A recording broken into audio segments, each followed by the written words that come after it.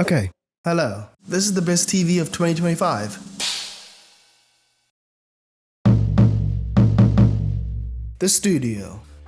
Look, I'm as surprised as anyone to see a Seth Rogen project on any top 10 list because, not to be a hater, but Seth Rogen's stoner comedy stuff has been enjoyable in the past, but this is not 2010 and I am not in college ripping fat ones, so going into this I was expecting very little. But I'm pleased to say that while the humor is exactly what you think, this show is legit. I think we all have some fascination with Hollywood. The prestige, the history, the global impact of it all is so enticing, and it's impossible for any one person to truly know any significant amount of people. But with films across borders and languages, these emotions, these ideas, these feelings can be transferred in large scale. And in the shadow of all this, the studio frames a story upon those who bring it all together. Not the front-facing glamorous people who get the awards and accolades, but the producers and business types who jockey in the shadows to create it. Now, before you get the impression that this show is vaulting some narrative of these people undergoing deep, moral, physical, emotional suffering that is just so unbearable but they can't stop, won't stop for silent, artistic righteousness, understand that every character in this show is a millionaire, or soon to be, and the show knows that. It isn't trying to portray these people as these silent sufferers of Hollywood, but is trying to give us all a little more perspective.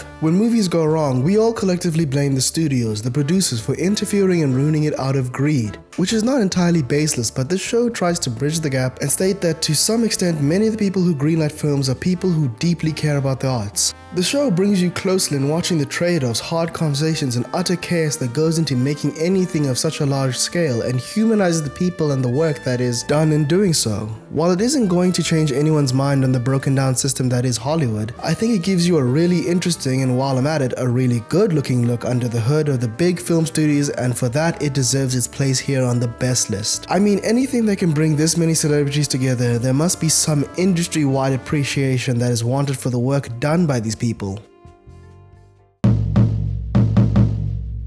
The Chair Company. Now, if you haven't seen Tim Robinson's work before, I imagine the show will come off as really strange and somewhat off-putting. The Chair Company is not an easy watch for the uninitiated. It is so specific and unique, and the only other show I can think of that comes close to it is The Rehearsal, wherein that is about a man looking outwards to like the conventions of social interactions. The Chair Company is about taking these innocuous interactions in life and scaling it up into your most anxiety-ridden nightmare. This is the manifestation of everyone seeing you fall in public and it being played on the news. This is everyone noticing that your bangs aren't quite straight and specifically including not to tell you. This is that time when you made a joke and nobody laughed and they regularly meet up without you to discuss how cringe and ugly you are. It is uncomfortable and so real, bringing forth the most parasitic, worst, self-hating delusions of your mind, and it is amazing. And it only really works because Tim Robinson is giving everything to this. This show and this type of comedy would fall flat on its face if it didn't go as hard as it does. But to explain a little more, The Chair Company is a show about a man that sits on a chair one day during a big presentation for this job, and the chair collapses underneath him, and things just escalate to insane levels from there. It's a very simple premise where so much gold is mined. What really struck me though is that while the show is essentially a I think you should leave skit extended to 8 half-hour episodes, there is so much going on here beyond just the thriller conspiracy aspects. The one thing I really enjoyed is getting to go deep into the mind of this man, Ron, who is essentially having a midlife crisis where the stagnancy of his life and the lack of fulfillment is creating this world of insanity that he keeps digging himself deeper and deeper into. Where very early on it becomes apparent this mystery is an outlet for him, a necessary diversion for him and the cast of strange weirdos that he collaborates with. There is something so perfect about this show that even when I can accept that 90% of you will hate watching it, I still feel the need to recommend it because it's something new. It's actually new. Hollywood does have new ideas, and you will be missing out on something unlike anything else you can see if you don't give it a shot. Pluribus. Now, I have not watched any significant amount of Breaking Bad, Better Call Saul, or The X-Files, so I'm coming to Vince Gilligan pretty cold, but after watching the first episode of Pluribus, man, I was sold. Pluribus, for those that don't know, is a show where essentially the world has ended and has been taken over by this hive mind entity, and we follow one woman as she tries to save the world. And if you've watched or heard anything about the show, the big easy thing to talk about is AI. Like, no one who's watching this show won't make the jump to it, and so I'm not really going to be talking too much about that because I think that's more of an ancillary piece than the main meat of the conversation. And what I mean by that is that Pluribus is hitting upon trends that have been growing for years now, the most prescient of them being social media. And look, I don't want to come off like your old, dusty grandfather, but I think if you're a person who's grown up in the last 30 years or so, you are inherent of this move fast and break things culture that is a precursor to everything we're experiencing right now. This last year, I read an article about this woman who used ChatGPT to write her a eulogy for a loved one who had passed. And that hit me in such a negative way because it's wrong. It feels wrong, and I understand that this is a nuanced conversation about these tools being used to help people during the worst days of their lives, but there is an emotional dissonance that I can't bridge, where in the pursuit for perfection, we disregard the journey, process, working through things. There is no respect for mess. There is no respect for not having it all together, saying the wrong things and working through emotion. That progress is sacrosanct and inevitable, and it doesn't matter that it feels like it's happening to us and not for us. And Pluribus understands that. Everything is difficult for these characters. They don't just pop up in places, they drive, they walk, they struggle, even when easier options are openly available to them. It chooses to show these moments because that's not the point. Efficiency and optimization is not the point. It understands that there is something irreplaceable about human creativity, human effort, human sweat and tears that is more so important than reaching any end. The journey makes the destination, not the other way around. There is a line in the show that keeps on running through my mind. Nada en este planeta es de ustedes. Nada. No pueden darme nada, porque todo lo que ustedes tienen es robado. And that rings so true and reminds me that in any moment when I question my being, my self-worth, my capacity to think, I need to remember that much of what's happening is not normal. No job owns my self-worth. No social media company owns my perception of myself. And no fuck-ass gambling company gets to prey on my insecurities. The show reminded me to be more thoughtful in my life, that there are highly engineered decadal forces working hard, with press smiles to convince me that I'm being overdramatic and the deficiencies I see in my check, in my extended workouts, and the cultural degeneracy I see online is a feature of the modern age and not a bug of it. And I know this review has leaned more towards the failures of late-stage capitalism and not really towards the show, but I honestly do believe that if nothing else, Pluribus is about the power of the human spirit and how all it takes is a little self-actualization, a little perspective, and community to access it. Severance. Now, let's all be real. Season 2 of Severance is not as good as Season 1, but it's not bad.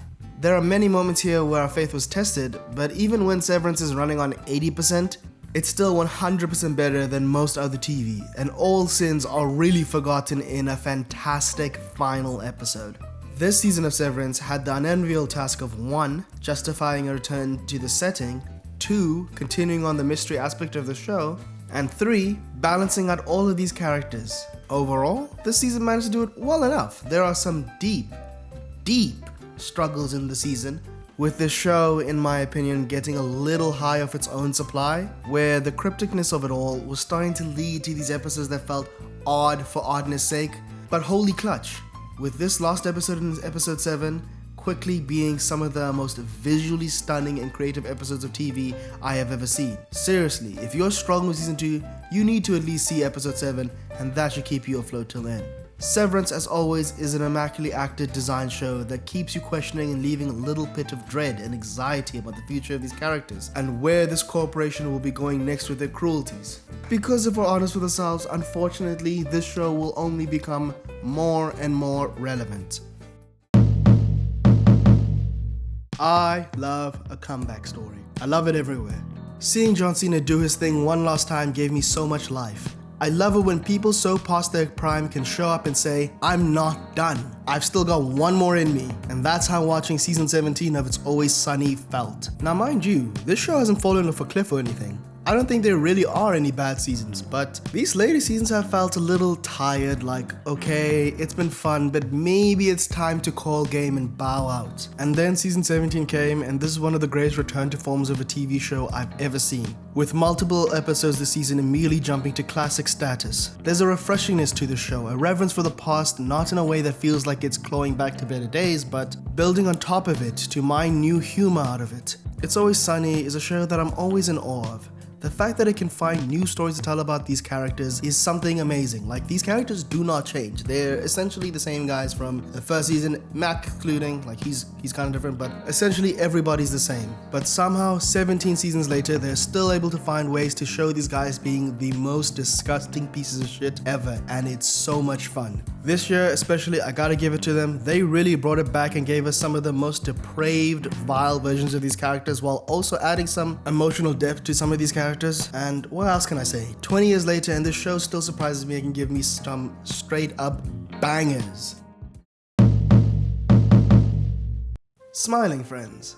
Yes, if you are anyways an online person, you may have been exposed to the show in some form, but I think with this third season, it's properly broken containment. So watch at fourth season when the contrarians start rushing in and making it seem like the show was never good. But for the time being, yeah, Smiling Friends is a really good show. For those that don't know, Smiling Friends is an Adult Swim animated show about a group of workers at the aforementioned Smiling Friends company, and their job is to help bring smiles to anyone in need of one. And the thing I love most about the show is that it knows exactly what it is. Each episode of Smiling Friends is around 10 minutes long, and it knows it can only be that long because anything more would be exhausting. Nowadays, because we live in this terrible place where seasons of TV are all just reflexively 8-episode movies, so many shows have these weird, overly stuffed episodes or episodes with so much dead space that they just regurgitate ideas over and over until the season ends and you're left wondering, what was the point of all of this? Where are we going? Smiling Friends understands that it is a lot, it is too much, it's overwhelming, so it keeps itself short and focused with 1 to 2 plot lines per episode that just breeze past. But to actually talk about why this show is funny is because it lives in the contrast it creates. Smiling Friends will be this eccentric, absurdist, crazy show, but it pulls itself to earth with its naturalistic dialogue and interactions. You get so many scenes where the humor is found in these juxtapositions of like a wizard with godlike powers being deeply insecure about balding, or a demon being concerned about being perceived as being racist. It feels naturalistic to the point of improvisation, and while this is nothing new, like Rick and Morty was doing things like this years ago, the difference is that while that show was growing out of a 2016 dark depressive landscape, Smiling Friends is fundamentally built upon positivity, where the characters like each other and these asides are less to expose the meaningless of existence but are going for a much lower stakes affair of commenting on the awkward herky-jerkiness of regular human conversations like, "Unlocked, you can come in." Just right over there. Yeah, right over there. That's fine. Yep. Yeah, I didn't know if you were this place or the one next to Yeah, I think it's just something to do with the way the address shows up in the app. I mean, it's not a problem. Don't even worry about it. Yeah. Smiling Friends is animation at its most grand, overt, over-the-top, playful, and playfully silly, and that's why it gets top 5 position for this year, and it is a masterclass in leaving you wanting more, but understanding that more isn't always better.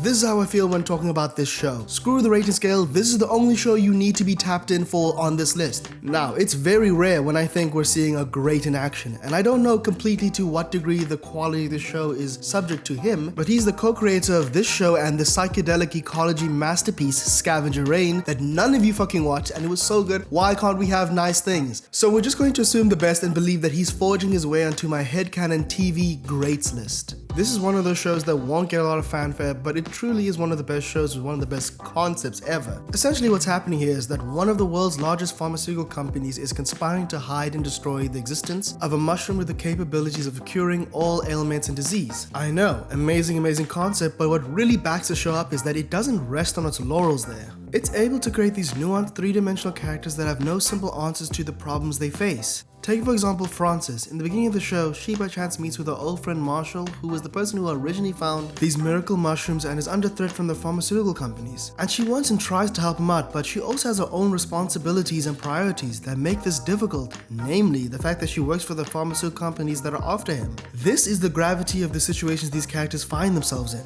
The show, being on Adult Swim, has that tinge of strange weirdness to it that all all Adult Swim shows have, but it's a much more grounded affair than its other TV brethren. It takes the situation it presents seriously because it understands that there's enough here to intrigue you with, and allows the psychedelic, surreal, oddball elements to rise like a wave in the background in this incredibly creepy way, so much so that when we get into season 2, I'm fully dreading how all of this will come together for the characters we've invested so much time with. In any other year, this would easily be my number 1, so I really think you should get onto the bus early with this one because we are seeing the beginning of something really special.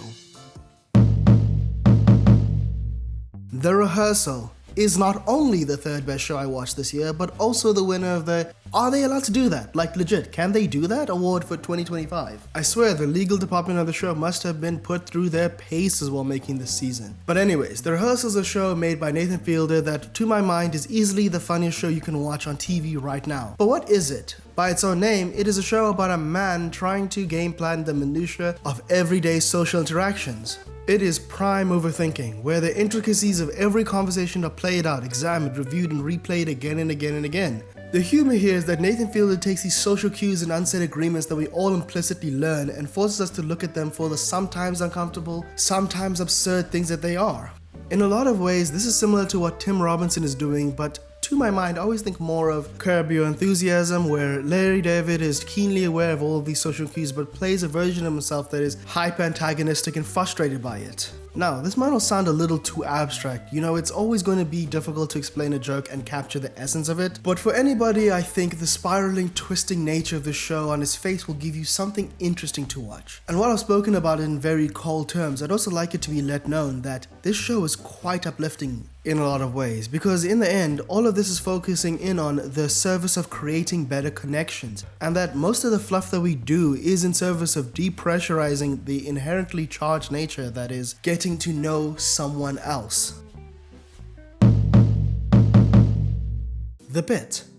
I've struggled in the past to articulate to people why I like this show so much, and I've kind of come to the conclusion that I just enjoy seeing people being competent. I go along this route every day and I'm exposed to the worst drivers in the world. And so seeing people being sensible and showing prowess is very cathartic. But anyways, there is something effortlessly charismatic about seeing expertise displayed. I believe this because every episode these guys are essentially just speaking in hieroglyphs. Starting to get on the airway, calling deep fast. No blood in the oropharynx. Clavicle is dislocated posteriorly, chlorhexidine swabbed, tenobledo with epi, time is of the essence. But I still love watching it all the same. What really works here is that with all the chaos occurring in this emergency hospital, the show never forgets to ground itself in its characters. Dr. Robbie, Dr. Collins, Dr. Cassie, all of these characters amazing, with Mel being the best. She's just so perfect and can do no wrong. Argue with a wall. They are all able to stay afloat and personable while existing in this fast-paced show. With the structure of these episodes, it would not make much sense for extreme character development to occur within everybody, because this is only taking place over a singular shift, and that kind of movement could easily make these people feel synthetic and strange. And so instead, what it does so well is that it lays these people out and shows you them from so many different angles by playing them off of each other in these very naturalistic ways. I swear, Dr. Santos had me feeling every emotion about them. I started off thinking this person is annoying, to they're overconfident, to hey, they might be irritating, but they have their heart in the right place and they're skilled, and you've just gotta respect that. And also, as an aside, thank God the show doesn't fall into the usual melodrama conceits of medical shows that make them so unpalatable for me. There are no inappropriate hookups or forced drama or plane crashes that lead to characters being eaten by wolves, so all of that firmly puts The Pit into my number 2 best show of the year. And before we get to my number 1, I want to give some honorable mentions for shows that were really close to popping into my top 10 but just couldn't make it. The White Lotus, Task, The Narrow Road to the Deep North, Dope Thief, Alien Earth, Orb on the Movements of the Earth, It, Welcome to Derry, and When Life Gives You Tangerines. Now for my number 1. It was a fight, it was a struggle, but this show impressed me so much that it was always going to be this. Even though the show came out at the beginning of the year, it has remained in my mind all the way through. This was inevitable. I saw this show back in April last year, and from the jump I knew this would immediately be my number 1. How do you even talk about how good Ando is at this point? So many people have spoken and given their praises to it, and I don't think there is much more I could add, but I want you to understand that this show is so good that even me, a person who really doesn't give a fuck about Star Wars, loved it. I've only really seen Rogue One, Solo, The Last Jedi, Rise of Skywalker. So it's fair to say I've only really experienced a very imbalanced Star Wars, where it's kind of okay most of the time, but sometimes it's really, really bad. And still, this show has made me want to know more about this whole universe. But let's get into why Andor is so good. And in a few words, Andor is a show that takes the resistance movement and depicts it seriously. A lot of the time when we watch TV and we see people resisting these evil forces, it's usually uplifting. It's about heroes defeating villains, and sure, there may be some messiness to it, but it's never so much that you really question the methods of the good guys. And there is nothing wrong with that. I don't need Aang to commit war crimes to make me like Avatar more, but I think there is a dearth in the zeitgeist for shows that are willing to show that being a revolutionary is messy, it's difficult, there are hard decisions to be made, and there are interpersonal struggles that can rise that encumber the mission. Andor understands the severity of the situation and allows all of its characters to exist in this world where the threat and the difficulty of what they are trying to do is always present. And so when they decide to commit to the rebellion, you feel it. You feel the loss, the pain, and that they understand it and still choose to fight. These characters at times feel fated, but it's worse than that. It's decisions. The ones they make for themselves and the ones that are made for them. And this complexity exists also for the Empire characters, where it'd be so easy to allow for them to be faceless villains, but Andor commits to giving all of these characters depth. Cyril Khan in many ways is a character who just wants to do a good job, but he falls deeper and deeper into these monstrous acts because he doesn't question the fruits of his work, and for that there are consequences. It shows that the Empire doesn't just crush the people it actively seeks to control. It also has no care for the people who prop it up. It is an insatiable beast that has no boundaries, no pacts, no borders it isn't willing to cross, and so it does. This is the best thing I watched this year because it's willing to go to the mud and show us what it really takes, because it isn't a show about the glorious people who carry the spear into battle. It's about the people who assemble it.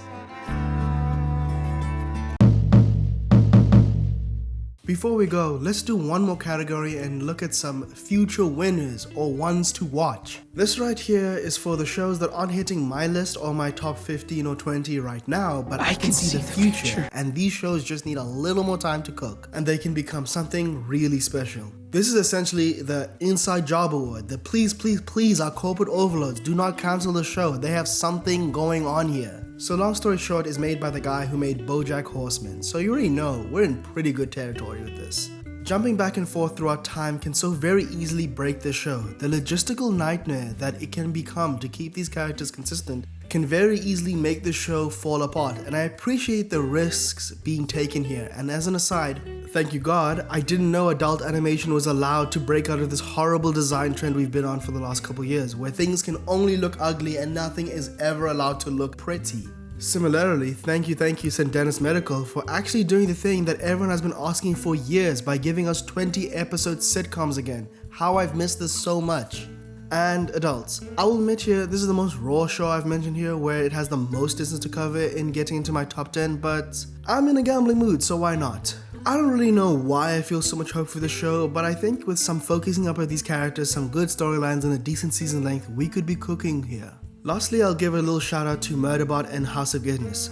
Murderbot, I've already read the books and I'm excited to see a certain character for the next season, and House of Guinness, we just need to dial in here, and maybe it's just that I was expecting more Peaky Blinders than the Gilded Age with this one, but I think we can lock in and add some serious feeling consequence to the show. We've already got good performances and strong stylistic flair, there really isn't much more needed here. And so yeah, that is my list of all the shows I thought worth mentioning for the year of 2025. Thank you for watching, and I'm looking forward to an even better 2026 year of TV.